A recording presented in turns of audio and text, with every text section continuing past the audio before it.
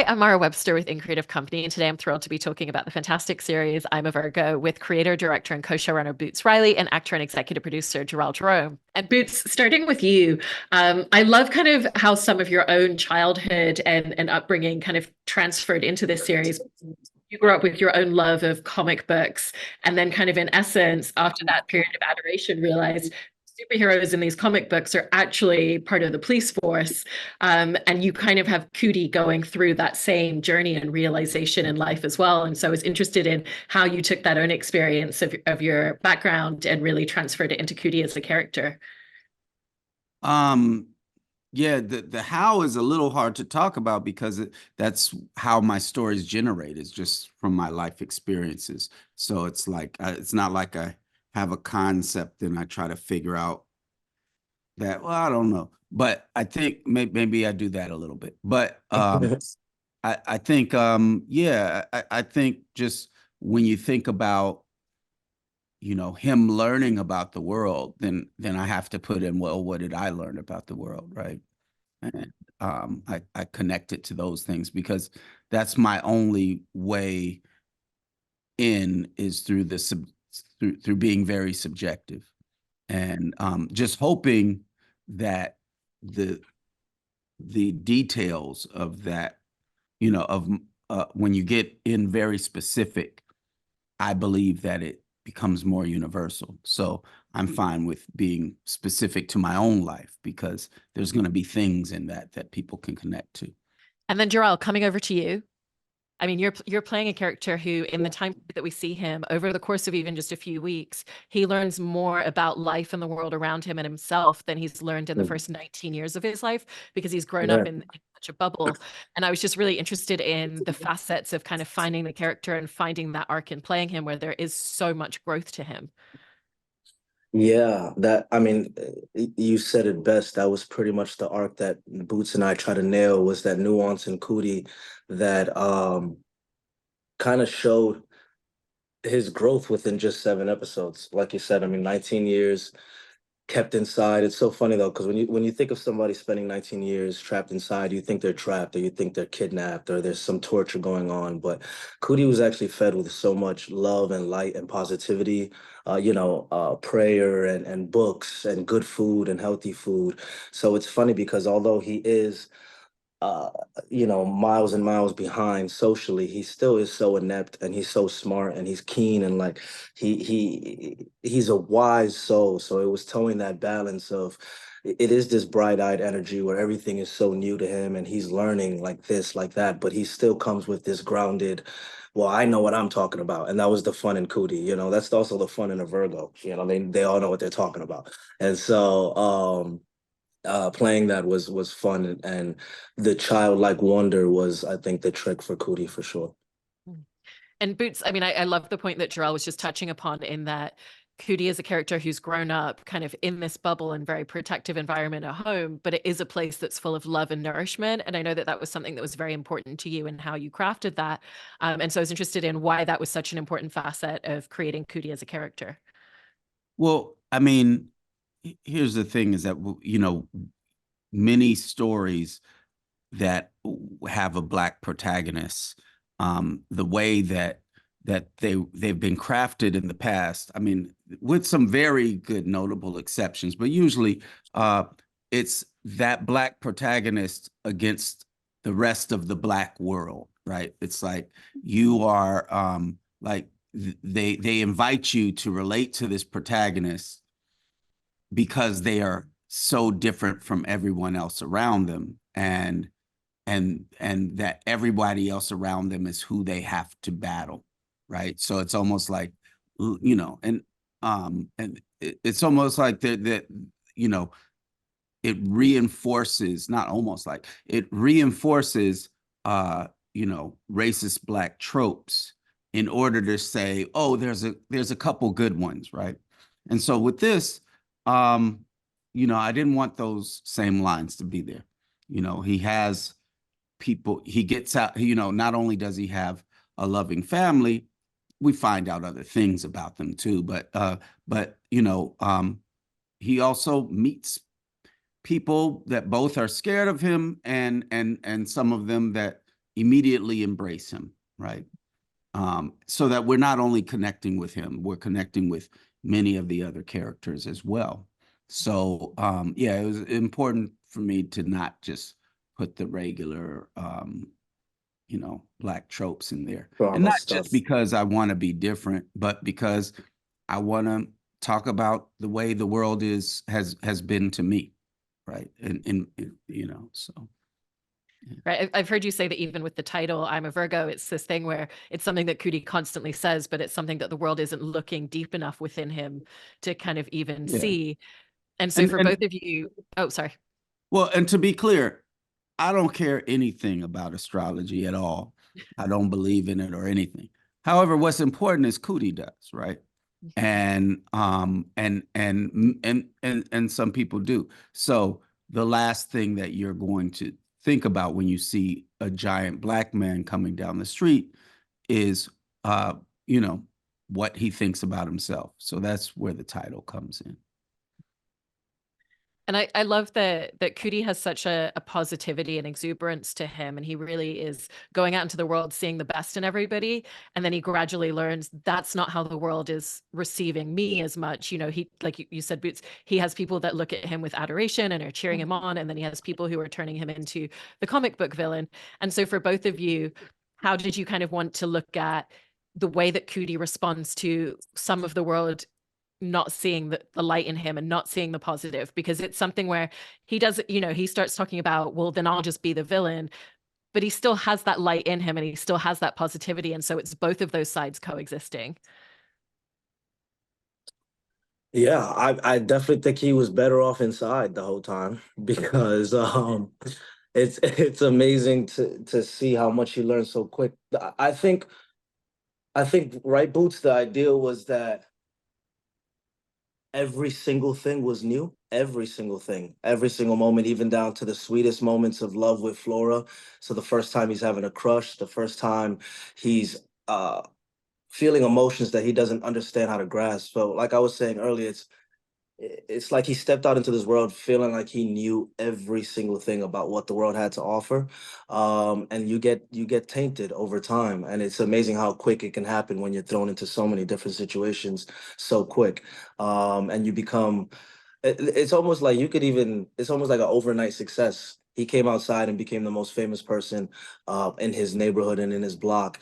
And there's almost something to dissect with that too, just being so seen and being so heard in a negative and a positive light, and what that does to your character. And even though Cootie started off moving with so much love and almost this humility, by the end he's definitely very hard shell.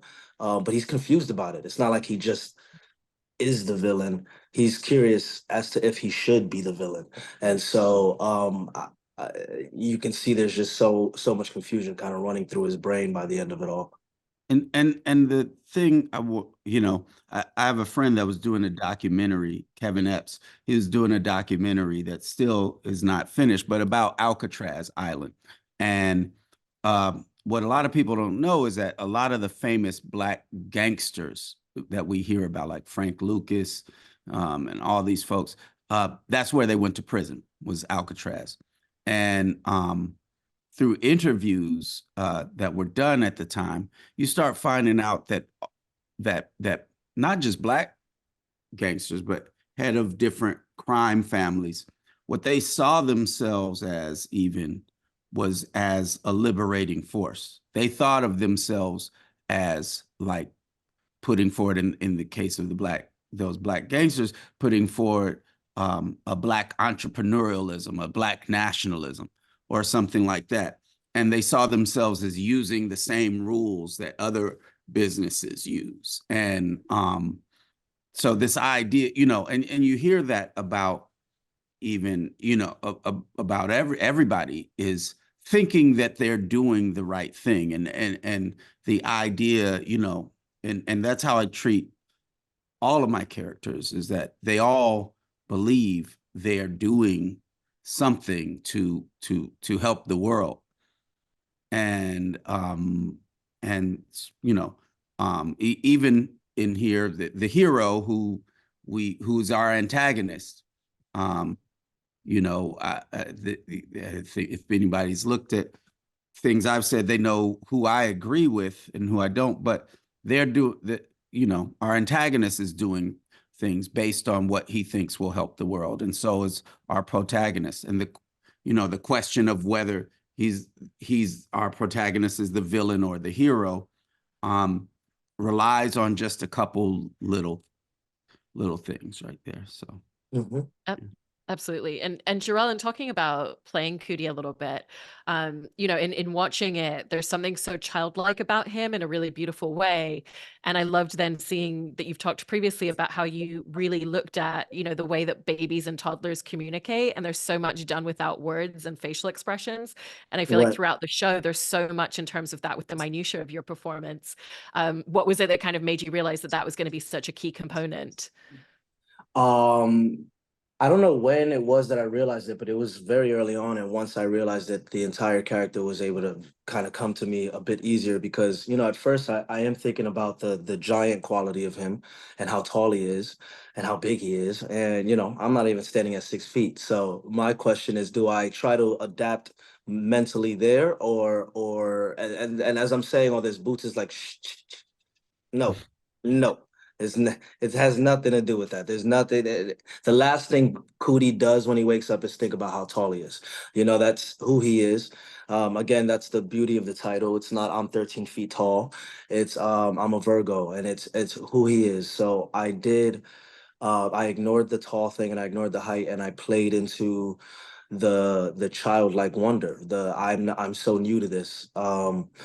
Even though at home he knows how to speak to his parents very well. He's very like eloquent, and he can speak, and he's grounded. It's when he comes outside that was the test for me. How do I find myself falling in love again for the first time, or how do I remind myself what it was like to kiss somebody for the first time, or to be excited? So yeah, kind of doing the baby game is what I was calling it, where I just pretty much widen my eyes, and I think a lot of life is held in the eyes. The lower your eyes are, the older you look, the more tired you are, the more stressed you are. It's like life had weighed you down, and the more open up your eyes, I think there's just this sort of naivete behind them where it's like you have a lot to learn and you have a lot to see. And so playing with the bright eyes in the beginning a lot um allowed me to kind of make almost like 6 facial expressions in one moment, which I think is what a child loves to do as well. A child doesn't know how to speak sometimes, so they have to use their hands and their face to get something across. So I think even though Cootie was very smart, when it came to his friends who were exponentially cooler than him, it kind of tightened him up in his body and made him feel like there was a discomfort there. So playing with stuff like that was a lot of fun, and I think is what made Cootie so fun. Because when I approached the role and I thought of 13-foot giant, I definitely thought of a more menacing version of him, and a version of him that could actually be a villain. But I think it was a lot more fun to explore such a childlike version of Cootie, so that when he does wonder if he's a villain, you can see how much he's growing so quick. And all that is crazy because when I was a kid, I always kept my eyes at half mast. I didn't know like to use the extra muscles to open it. Everybody thought I was high. Like when I was like 7 and 8, people would be like, "Are you high?" Because I would keep those closed, but I would keep my nostrils open. I bet you Like when I they didn't asked know. that, And you one opened time those I had to eyes. think about it. Somebody talked to me about it, and I was like, "Oh, I could open up my eyes." So that I never thought about it in terms of letting more things in, but that's Yeah, it's more of like I think it's more of like a visual trick, than an actual. I don't know if kids open their eyes or not, Boots. I don't know how many kids got bright eyes. I'm just, but it definitely worked. Gave it the Disney thing, right? I think it's just yeah, because their heads yeah. are smaller. hmm And for both of you as well, off the back of what Jharrel was touching upon earlier, that every experience that Cootie has, he's having for the first time. In terms of creating a character and playing a character, that's such a different experience because usually you're thinking so specifically scene by scene, what is their history and connection with this? And for him, it's really, based on what if his parents told him about this, or what has he consumed through the media that he's been watching his whole life versus what hmm has he experienced. And so how did that really create a different space in terms of writing and playing a character character where they don't have that deep-seated history with all of these experiences? I mean, it's you know, what I encourage folks to do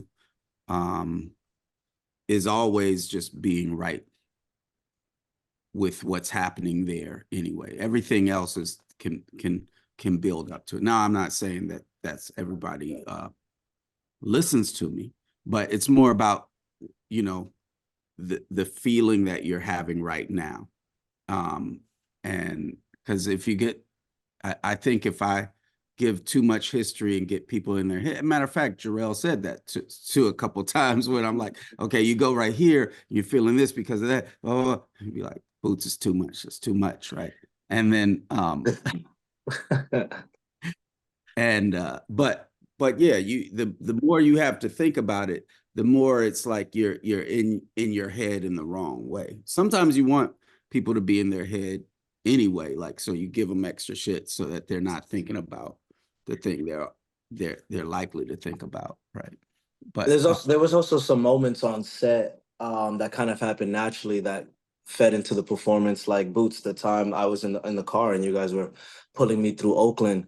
Yeah, yeah, there's that scene where Cootie yeah, we is use your outside. actual reactions. Yeah, yeah. You There's this know, scene of Cootie seeing Oakland for the first time, you know, when he's in the back of the car. And they were rolling on me actually, Jharrel being so amazed that I was being pulled through Oakland on like a toy car and sitting, and you know, everybody's waving at me and looking at me, and everybody's wondering what the hell, there's a movie being made in the streets of Oakland right now. And there was just so much. I was honestly in such amazement in that moment, and Boots was recording the whole thing and they used that shot. So it's almost like taking real life moments like that happened for us, because we were all children on a playground on set. You know, a lot of us were doing things that were you know, uncharted territory for us, and things that were new to us, and we were all learning, and everything every day was a learning game for not only just the actors and Boots, but for, you know, the prop masters, set designers, costumes. So I think just that childlike energy throughout allowed us to have a lot of fun making it through the stress. And I think we captured some moments like that for sure. yeah, like it was all a surprise. I mean, it was a surprise to us because a lot of the stuff that we did on the show were things that we lied and said we knew how to do, right? But many things on there had maybe been done in the 50s and 60s or whatever, and we kind of recreated how to do it. And you know, with our great VFX supervisor, uh, and uh, you know, all the special effects folks. So a lot of times it felt like, oh, we're doing, you know, we're doing this, which I kind of think maybe on some TV shows. Well, I don't know. I've never been on another TV show. I've shadowed a couple, but in my imagination, on other TV shows, the shit becomes like just the same old, right? Even if the dialogue is great and the storyline is something that's captivating. Um, you, people have done it. The crew's done it. The cast has done some other thing like this, but this was like, you know, everything was on edge. And maybe it's not going to work, and so you know, it feels exciting. I mean, you know, we had one version of certain rooms that were twice the size for you know, everybody else to be in the same room with Jharrel, and two different structures with two different cameras, and you know, which made things harder, but also just made it, you know, just having to figure stuff out really made it exciting, I think, for everybody, for the cast, the crew, and me. I love that. And Jharrel, off the back of what Boots was describing there, the fact that it is filmed in perspective and it is in camera effects with the size difference.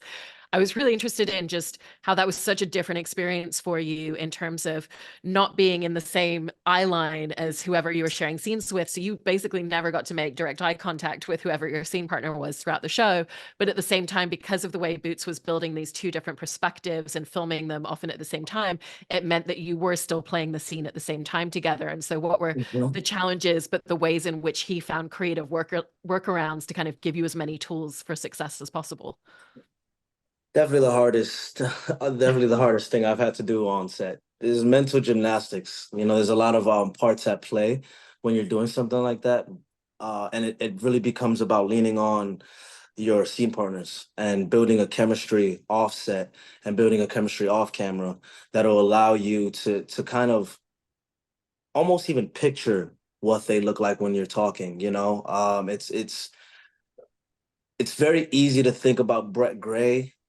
When you hear his voice, you already kind of know where he's going with his body and with his face, and you know that even better when you like are chilling with him eating a hot dog somewhere in New Orleans and he's making funny jokes through the weekend, you know. So for me, it was about connecting with them on the weekends and on our off days and making it feel so familiar, so that at any time if I felt uncomfortable, if I was nervous, if I didn't feel in the zone or in the headspace, I could just reach out to them and let them know, like, hey, like, can we just run this, me and you connect, and then we'll go our separate ways, because they were in my ears. So we had an earpiece the whole time. So while I'm acting to dolls or a green X tape or a wall, I'm listening to them. So just putting a voice and a face to the voice and matching it definitely helped a lot. But honestly, by the end of it all, I appreciated the experience because now I get to just do a scene and look at my scene partner, and I'll probably smash that out the park because there's nothing harder than acting with someone and not getting to look at them. That's a key thing about acting, is connection and being in tune with who you're working with. So um, Boots cut that off for us as actors. So it was definitely a trick. But it's also, I commend Boots for trusting the actors. You know, you have to really trust who you're working with and put a lot of trust into young actors too, to like manage that type of idea. And you know, it was fun doing it. Yeah. And yeah, I mean, it's, the same thing, you know, with how much difficulty there was setting up each scene. Like you know, we shot this whole thing in the whole show in 56 days, right? And but each day, you know, you're a lot of hours are set to figuring out how high does Jharrel need to be right here, and where's the, you know, camera getting this part, you know, it was so, you know, so much stuff that we had to do for each shot Yeah, here. very tedious. And Yeah. so now when we're setting up for my next movie, like in scheduling, like I'm like, oh yeah, we could just do that and move the camera around, and you know, like everything feels easy compared to that. I love that for both of you. Every project for the next few years is just going to feel like a breeze. It's easy. Yeah. It won't be too hard. I mean, Boots, part of why it works so well on screen as well is because you were so meticulous in terms of the planning and having to storyboard out, you know, scene by scene. How did the experience of having to sit there and literally go, you know, move by move, scene by scene, shot by shot for the entire TV show, which is a huge amount to Yeah. do, really help you finesse the way that you wanted to tell the story? Well, you end up making it in your head first, right? Like, whereas, you know, you say that and you kind of generally go over things, but then when you're storyboarding, because one of the reasons we're storyboarding is to cut down the number of shots. Like, what's the fewest number of shots we can really make this happen in? What's, you know, where are some shots where we can show less in the shot and still feel, you know, all those sorts of things. So you end up having to do everything. So a lot of stuff, you know, I did like my own chicken scratch storyboards of everything first, and then had the real storyboard artists come and do a thing. But it definitely, meticulous is a word to use, painstaking. I mean, a lot of hours. And we had to have several storyboard artists, you know, so that I could work on some with somebody, they go off, do their thing, and then the other person come. And this is all during COVID, so a lot of it is on Zoom. And you know, if you go in the when in the production office, like all the walls are just littered with all the storyboards of everything. And you know, and it also, you know, when you have to cut things, it makes it feel like you lost, you know, like you lost someone, because, you know, like we had this heist episode that if one day people will see the storyboards and they'll be like, that would have been the rawest episode ever, because you see it, right? So it's different than just this, even when it's just on a script, right? So yeah, that like everything having to be planned. One, it helped us save money is the thing. Like you know, so it's good, but also I had maybe more confidence in, you know, what the roller coaster ride was going to be, or I understood, okay, this part is going to drag. We need to put something like this other thing in this part. You're able to do that more. So that was a gift, having to do storyboard, because maybe on other projects you wouldn't get the extra funding to do that. But we set that aside because we knew it was necessary. We knew we needed to know how to you know, what rooms we had to build and what rooms we just had to build 2 walls of, right? Those sorts of things, because it was down to that, down to money with a lot of things. Also, that had to do with their look. That's why everybody's wearing the same thing, except for Cootie, is because we made different rules to the world based on being able to pull it off with the budget. So we made it a cartoon world, basically, where like Scooby-Doo, everybody wears the same thing through the whole. And how did that level of detail really help you, Jharrel? Because in terms of coming into this show, and it's less about how are we going to do this, it's coming in with someone like Boots, who has so much creativity in the show in every single frame of it. But because everything was so planned out, it's like, okay, this is what it's going to look like when you're in this space and you're hunched over. This is what it's going to look like when you're holding a tiny plate of tacos. So you can focus on the, you know, how does Cootie eat this tiny plate of tacos, as opposed to how are we going to do this? And so Yeah. how did kind of like that level of detail to the creativity really help set you up for success?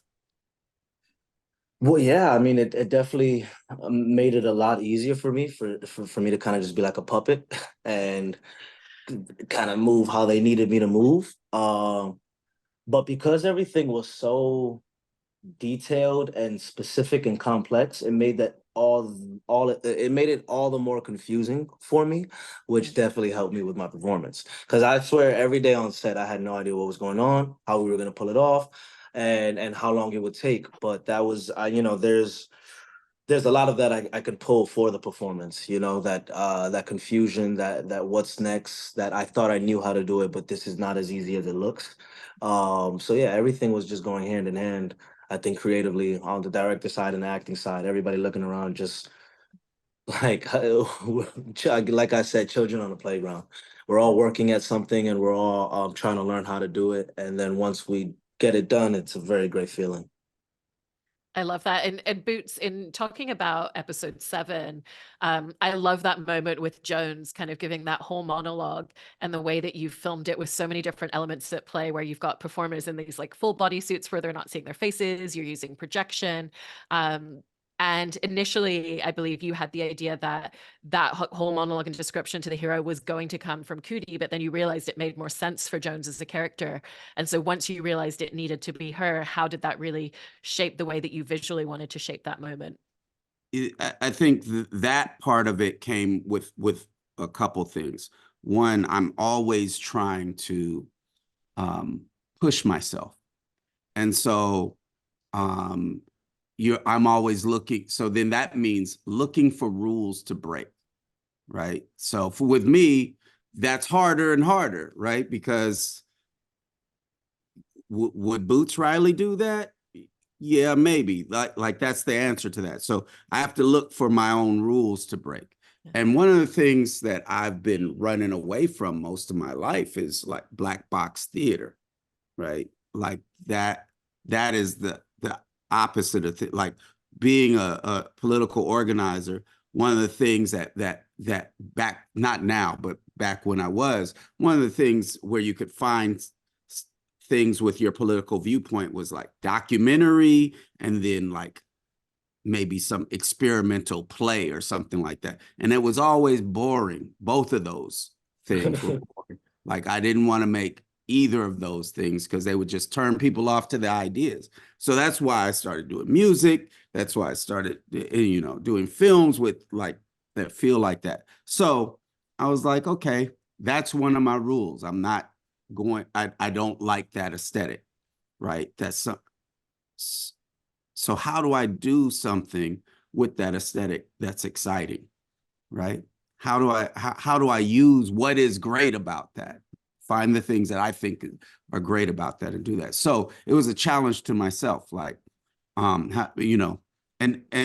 another rule I wanted to break, which was like, even though people know that I'm a communist, people have known my art for 30 years, and I never like turn to you and say, let me break down exactly how this goes, blah, blah, blah, this and that. Never did that, because the artfulness was something I thought you shouldn't do. So that was something I wanted to break too. So all of that stuff guided me trying to make a piece of black box theater that was going to do that, and which also exposes the artifice in everything, because that's the other thing you're not supposed to do, is expose the artifice and things. And the way that we did this show, so much of it is janky, right? It's just like, this thing that I try to create, like this beautiful clutter.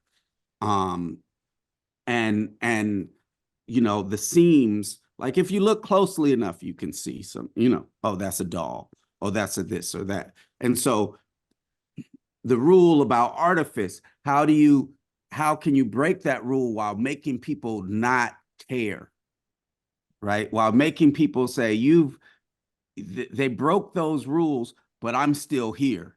I'm still in it. So that's where, then I started thinking about motion. How's the camera going? How do we feel like things flood the frame? How do we, feel like we're going through things and feel and keep people on their toes and keep people a little confused during that segment, that is. So all of those things went into they created their own rules because I wanted to do all those things. So,